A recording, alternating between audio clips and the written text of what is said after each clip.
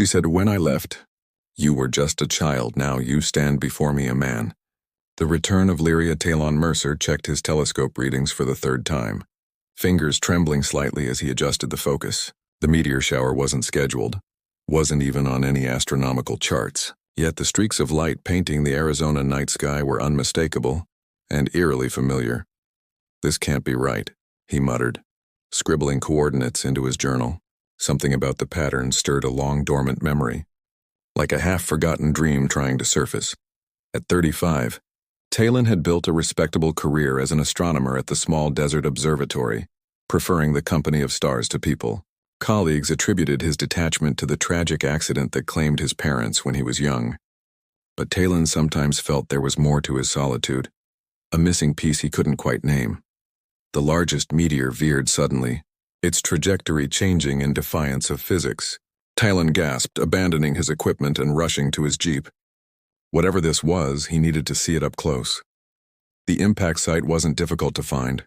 A perfect circle of scorched earth in a remote section of desert, still smoldering under the moonlight. At its center sat not the expected meteorite, but a crystalline structure with an iridescent sheen. Talon approached cautiously, scientific curiosity overriding caution. The structure hummed softly, then began to unfold like a blooming flower. Talon stumbled backward as light poured from within, temporarily blinding him. When his vision cleared, a woman stood before him, but not quite human. Her skin was a soft lavender shade that seemed to glow from within. Dark violet hair cascaded down her back in intricate braids adorned with what looked like tiny stars. But it was her eyes that froze him in place. Brilliant amethyst orbs that held infinite depth and immediate recognition.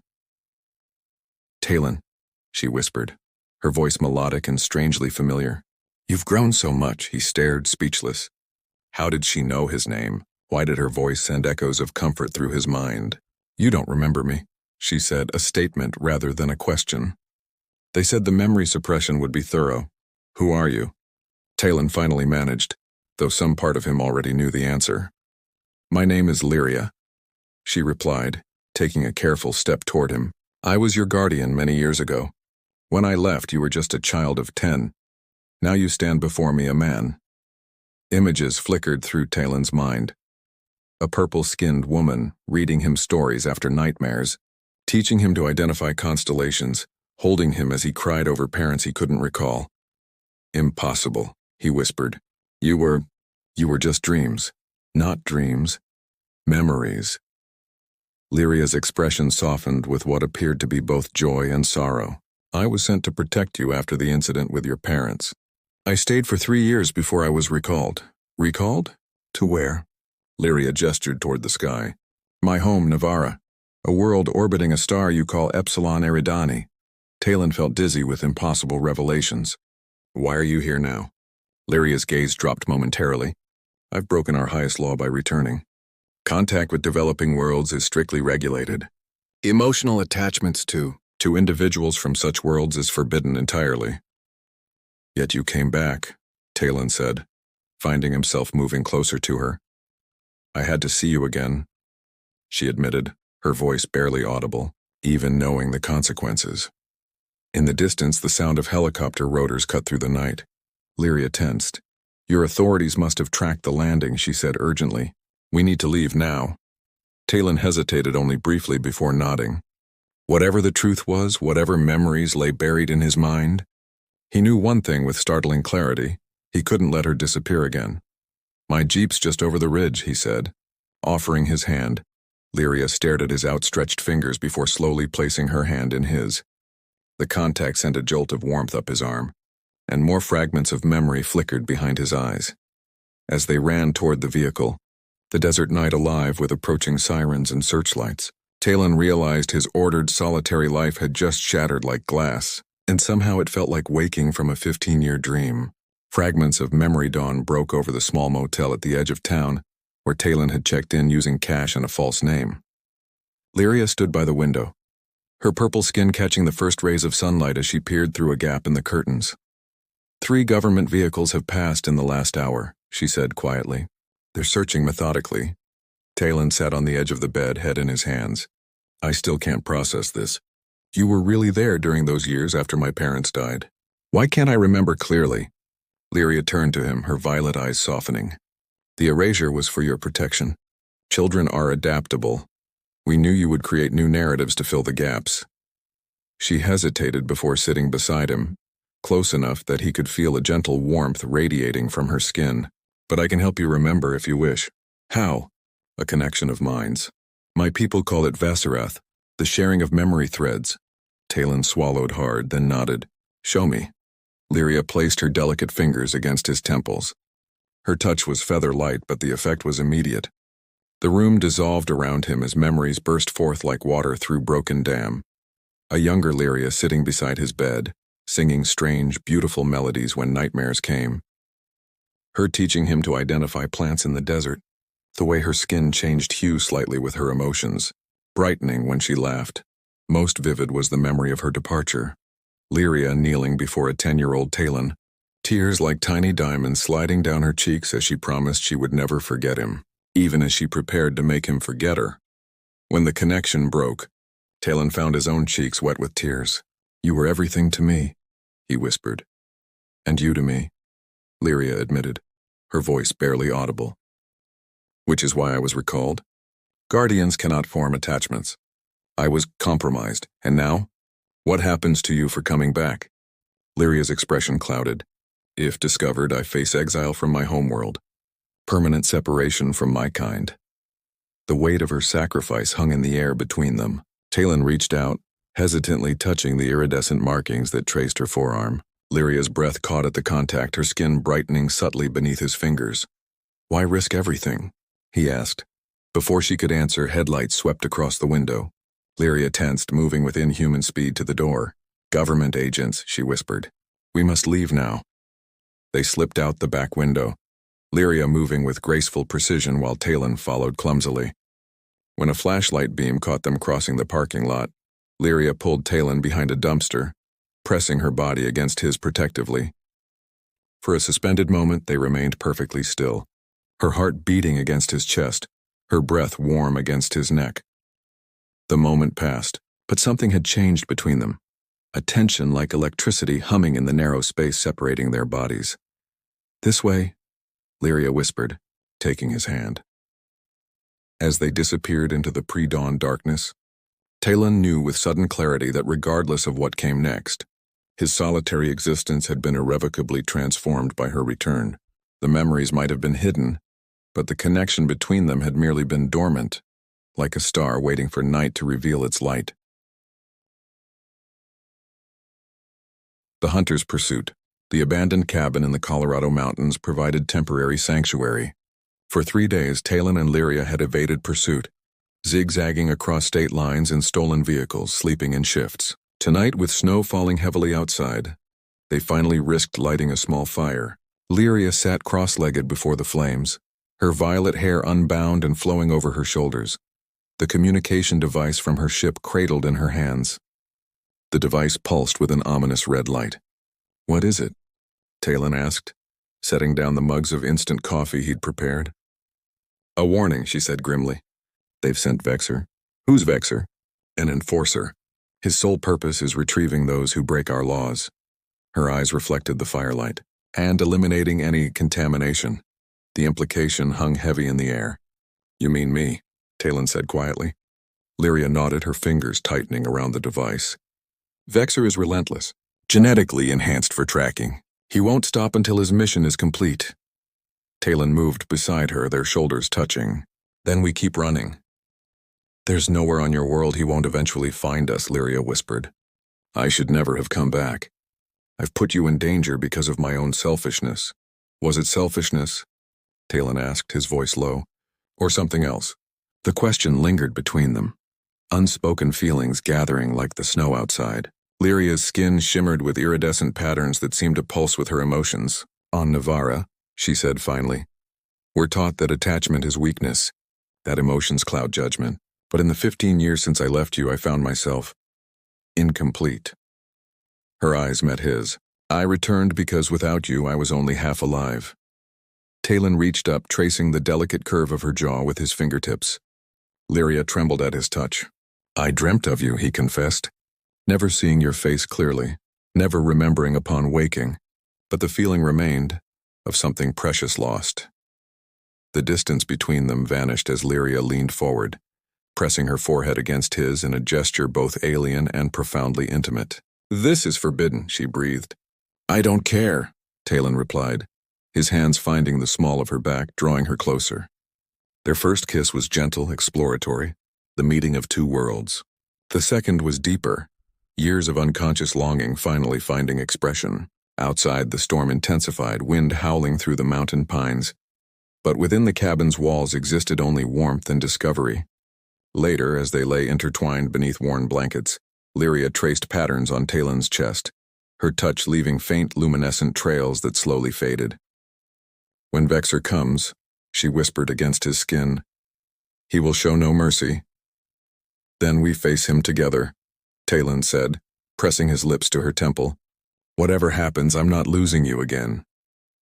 The communication device on the floor suddenly pulsed brighter, emitting a high-pitched tone. Lyria sat up sharply, fear evident in her eyes. "He's close," she whispered. "He's found us." In the distance, barely audible beneath the storm's fury, came the sound of something heavy moving through the snow, deliberate footsteps approaching the cabin door. Worlds apart, the coastal safe house, a weathered cottage perched on Oregon's rocky shoreline, offered temporary respite. 3 weeks had passed since their narrow escape from Vexer at the mountain cabin. 3 weeks of constant movement, of looking over shoulders, of stolen moments together in anonymous motel rooms and abandoned buildings. Rain lashed against the windows as Talon paced the small living room. "We can't keep running forever." Lyria sat at the kitchen table, her communication device dismantled before her. Her fingers worked with precision as she rewired its inner components. "I'm attempting to mask our energy signatures," she explained. "It might buy us time." "Time for what?" Talon asked, kneeling beside her. "What's the endgame here, Lyria?" Before she could answer, the device activated itself, projecting a 3-dimensional hologram into the air. The face that materialized was similar to Lyria's but harsher, with angular features and eyes of cold silver. "Guardian Lyria," the figure spoke, voice like ice over stone. "This is your final communication. The Council has rendered judgment." Lyria's skin paled to a lighter shade of purple. "High Commander Zenith Corner, return to your vessel within 1 planetary rotation and depart for Navara immediately. Comply and you will face corrective reconditioning. Refuse and you will be declared Exorath, severed from the collective." "And the human?" Lyria asked, her voice remarkably steady despite her trembling hands. The commander's silver eyes narrowed. "Enforcer Vexer has his orders. The contamination will be eliminated." The hologram dissolved. Silence filled the cottage, broken only by the rhythmic assault of rain against glass. "You have to go," Talon said finally. Lyria's head snapped up. "No, I won't leave you to—" "They'll kill you if you stay. Reconditioning is worse than death," she whispered. "They would erase every memory, every feeling. I would return to Navara empty, hollow, a shell of consciousness with all traces of you burned away." Talon took her hands, which felt unusually cool against his skin. "Then we hide, together, here on Earth." Lyria shook her head sadly. "My physiology? Navarans cannot survive indefinitely in Earth's atmosphere. We require periodic cellular regeneration in our native environment. Without it, cellular degradation begins." She met his eyes. "It's already started. I have perhaps 30 days before the process becomes irreversible." The weight of impossible choices hung between them. Before Talon could respond, the cottage's security system, hastily installed days earlier, blared a warning. "Vexer," Lyria breathed. Springing to her feet, the cottage door exploded inward in a shower of splinters. Where it had been stood a towering figure with skin the color of burnished copper, eyes like molten gold scanning the room with mechanical precision. "Designation Lyria," Vexer intoned. "Your non-compliance is noted. The human will be neutralized and you will be returned for processing." He raised a crystalline weapon. Talon lunged for the kitchen knife, a futile gesture but instinctive. Vexer's weapon discharged with a sound like shattering glass. Lyria moved with impossible speed, placing herself between Talon and the energy pulse. It caught her squarely in the chest, sending her crumpling to the floor as iridescent fluid bloomed across her tunic. "No!"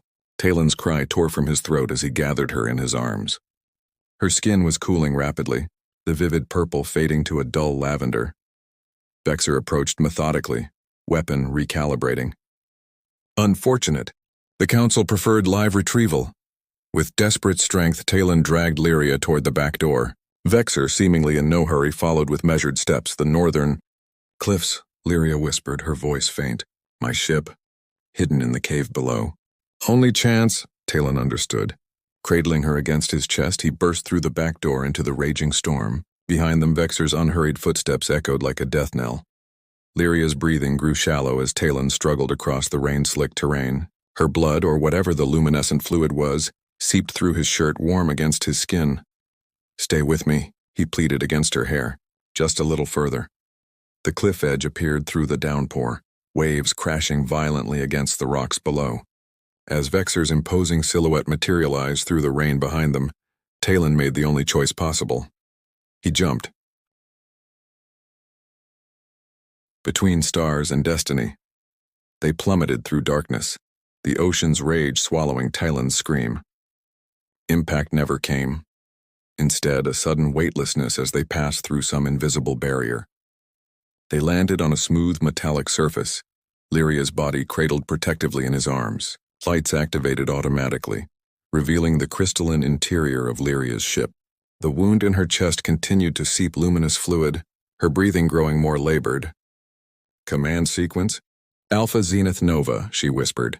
The ship hummed to life around them. Tell me what to do, Talon begged, laying her gently on a reclined surface that seemed to mold itself to her form. Cellular regeneration? Chamber?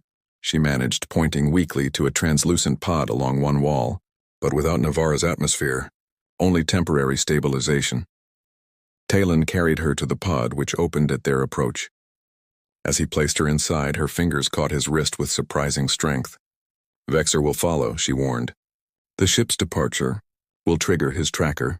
He has teleportation technology. The pod sealed around her, filling with swirling mist.